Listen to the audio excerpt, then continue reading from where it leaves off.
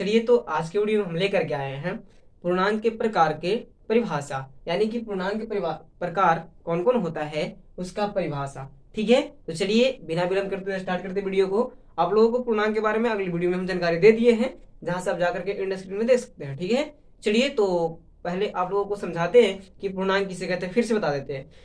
धनात्मक संख्या और ऋणात्मक संख्या और शून्य के समूह को, धनात्मक ऋणात्मक और शून्य के समूह को पूर्णांक कहा जाता है। पूर्णांक जो होते हैं दो प्रकार के होते हैं, एक धनात्मक और एक ऋणात्मक। तो वही समझते हैं हम लोग, धनात्मक पूर्णांक किसे कहते हैं और ऋणात्मक पूर्णांक किसे कहते हैं। यही दो की परिभाषा हम लोग आज समझना है। तो चलिए स्टार्ट करते हैं वीडियो को। चलिए तो देखते हैं कि धनात्मक पूर्णांक किसे कहते हैं। आपको ये जानकारी होनी चाहिए सबसे पहले मौखिक रूप से, कैसे हम बोल सकते हैं उसको। ठीक है, अगर कोई पूछ दे माई चांस हम नहीं, ये वाला नहीं याद रहा, तो मौखिक कैसे बता सकते हैं उसको।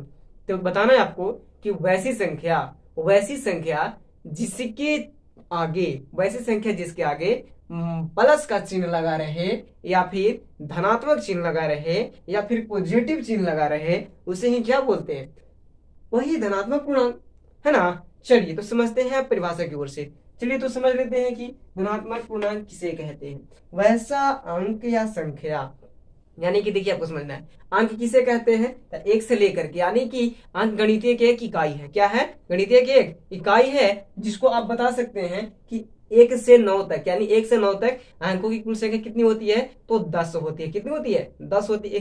बताइए 0 से लेकर के 9 तक कितना हुआ, 10 हुआ ना, हो गया। चलिए तो समझते हैं आगे। अब समझते हैं कि अंक या संख्या, तो अंकों के समूह को क्या कहते हैं, संख्या कहते हैं, और 0 से लेकर के 9 तक को अंक कहते हैं। चलिए तो अंक और संख्या इसमें दोनों शामिल होगा, क्योंकि अंकों के समूह भी शामिल होगा, है ना। चलिए समझते हैं अंक या संख्या जिसे, वैसा अंक या संख्या जिसे धनात्मक या प्लस, धनात्मक या प्लस, इसी को बोलते हैं पॉजिटिव। क्या बोलते हैं, पॉजिटिव चिन्ह के साथ या द्वारा, के साथ या द्वारा प्रदर्शित किया जाता है। ठीक है, ऐसे बोल सकते हैं वैसा अंक या संख्या जिसे धनात्मक चिन्ह के द्वारा या धनात्मक नहीं तो प्लस चिन्ह के द्वारा दर्शाया जाता है, उसे ही क्या कहते हैं, धनात्मक पूर्णांक कहते हैं। एग्जाम्पल में देख लो, +1 मान ले, +3 लिख दे, खाली 4 लिख दे। ठीक है, ये जितने भी 100 लिख दो, इसको बोलेंगे संख्या। इसको क्या बोलते हैं, संख्या, क्योंकि अंकों का समूह हो गया। 1 मिल गया, 0 0 मिल गया, है ना, इसको क्या कहेंगे, संख्या। 12 भी अंकों का समूह है, ये भी संख्या है। चलिए ETC मान लीजिए। ठीक है, क्योंकि अब ज्यादा विलंब करने से कोई फायदा है नहीं, इसलिए कम ही में अपना काम कर लेना है। चलिए तो देखते हैं आगे, समझते हैं ऋणात्मक पूर्णांक के बारे में। वैसा संख्या या अंक, वैसा संख्या या अंक जिसके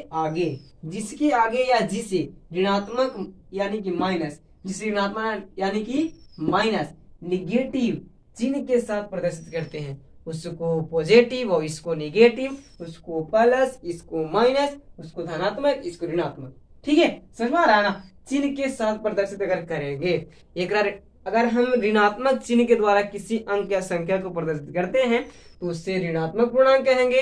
अगर हम किसी संख्या को प्लस यानी कि धनात्मक चिन्ह के द्वारा प्रदर्शित करते हैं तो उसे क्या कहेंगे, धनात्मक पूर्णांक कहेंगे। नहीं, चलिए तो आशा करते हैं ये वीडियो आपको समझ में आया होगा। अब देखिए ऋणात्मक पूर्णांक की हम समझ लेते हैं कि एग्जांपल क्या हो। तो जो भी माइनस में हो जाएगा, यहाँ प्लस है यहाँ माइनस में हो जाएगा, तो -1 -3 -4 -5 और कुछ भी लिख दो माइनस में, वही हो गया आपका ऋणात्मक पूर्णांक। समझ में आया तो मेरे चैनल